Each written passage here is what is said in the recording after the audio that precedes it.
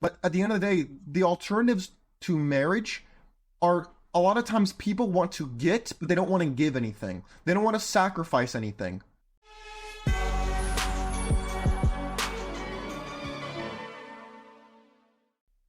Ladies and gentlemen, welcome to the Sheep Get Sheared podcast. I'm your host, Austin Creed, and my friends, I've been getting more and more comments about how I'm really tough on Christian women, I'm really tough on Christian men, I'm tough on everybody. And I've noticed more people are joining the channel, which is fantastic. The one thing I've noticed in particular is people, they're telling me that I'm really hard on people, but I'm not giving alternatives. I'm not giving a solution to the problem. And my friends, as much as I would love to say that I have all the solutions, I really only have one. My solution is being a biblical bachelor. The reason I say this, I have it actually right on this side of the screen right here. The reason I wrote a whole book on my philosophy when it comes to women, when it comes to life, when it comes to building wealth, when it comes to doing all these things that I practice every day. I know I'm not some millionaire. You can see I'm in college, okay? I'm not some millionaire, not yet anyway. But I have a lifestyle that I use to get through life. And I know a lot of other people on this side of the internet who make content similar to mine that are probably going to be in your recommended box, unless Homeland Security has blocked them out, which is a real story, by the way. You can look that one up as well. Maybe I'll do a whole show on that, even though it's arguably old news. But the alternatives I give to marriage and to the traditional relationship is say, look, gentlemen, one of the problems we have is we're trying to use old tradition with the modern day. And it's never been harder than it is right now to do so. And so my solution is you have to adapt. You have to say, okay, what is it I want? Do I want children? Do I want to be married to have children? Do I want to be married because I want sex? Do I want to be married because I want love? I address every single one of these points in this book. Now, if you're an audiobook guy, you can listen to it on an audiobook. I had a guy named Sam. He did a great job with the audiobook. I wrote this not because I want to make millions of dollars. It'd be great, but I wrote it because I know there are men out there who have the same struggles as me and have similar struggles to maybe what you have right now as you're listening to this show. We all want to get through life, and we are told from a young age, and our own biology says, hey, get married, procreate, multiply, build, have a family structure. We have these things, we want to have these things because it's put in us to want them.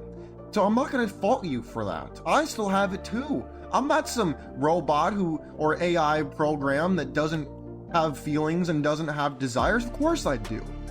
But I say marriage is not in my best interest because it doesn't coincide with the current culture. Number one, you look at culture, you look at no-fault divorce, you look at the fact that feminism is the default setting for most women, even if you can call them sisters in Christ, or they're just regular secular women, they all have at least a little bit of the feminist programming mixed into what mixed in with what they tell you. It's part of what they don't tell you that you really need to look into.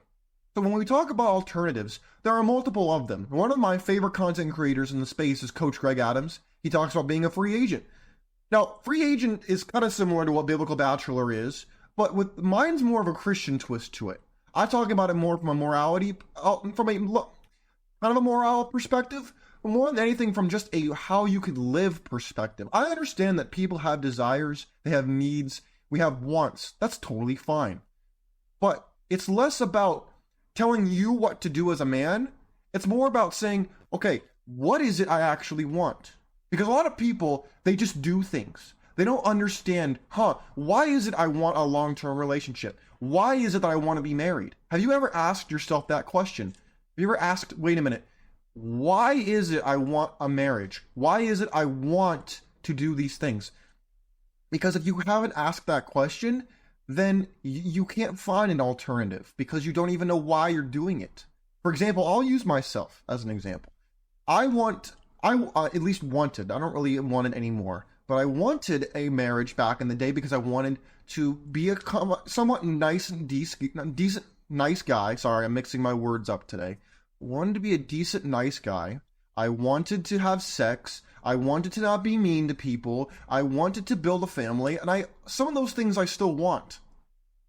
But then I realized you can have everything, just not all at the same time. So when it comes down to it, wanting sex is totally normal as a man. But you see, when we take the culture of when the Bible was written, whether it's the Old Testament or the New Testament, that culture is pretty much the exact opposite as it is today. Back in the day, people got married when they were teenagers. Today, people don't really get married till they're like 25 or 30. So when you talk about holding out for marriage first of all, you have to understand, gentlemen, I know you don't like this, but most women, if not all women, they don't do that. Not because they're bad people, but because they are usually romance junkies. The romance novel industry is the biggest genre in existence, and it's that way not because of the men, but because of the women. Women want romance the same way that you as a man want sex, and the reason that women give sex is because they want romance from men, especially the men they're attracted to.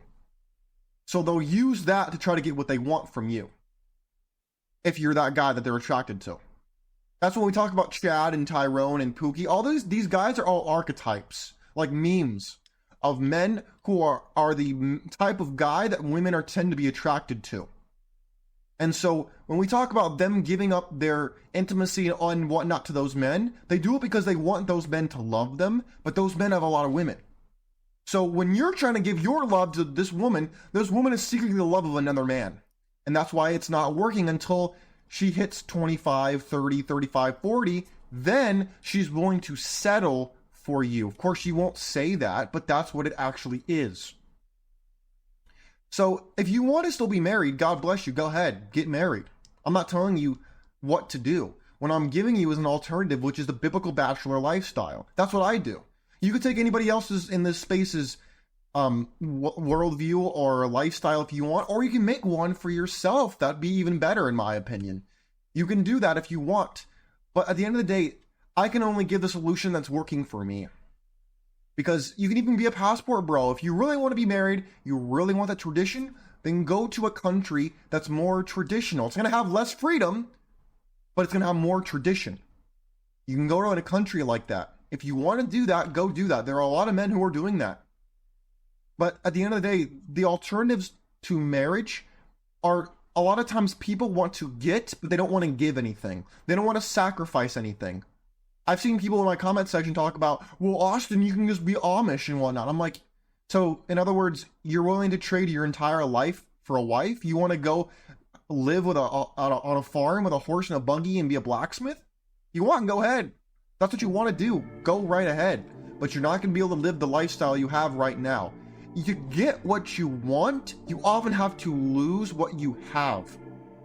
But a lot of people don't want to do that because that's hard, it's uncomfortable, and oftentimes it's very unpleasant.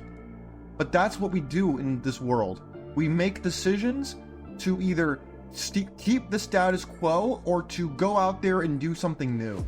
So my friends, when we talk about alternatives to marriage, you might ask yourself, if not marriage, then what? What am I supposed to do?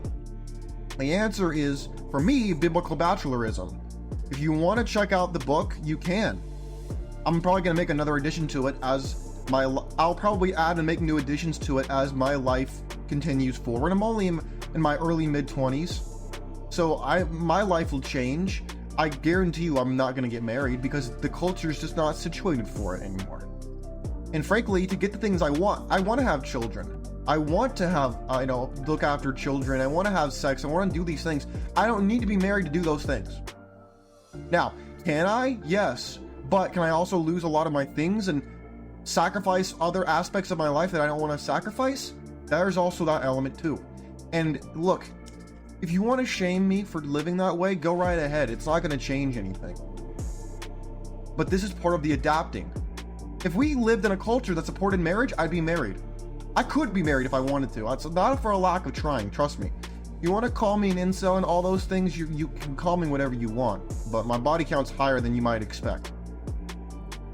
My friends, please, I encourage you to think about what it is you want, and therefore you can find the alternatives. Where it's no different than if you're on a diet. You want to lose weight, you don't eat the cotton candy and the sugary garbage. You find the sugar-free alternatives, right? Well, it's the same thing with marriage. If you want to have meaningful relationships, you can still have them. You just don't have to be married to have them.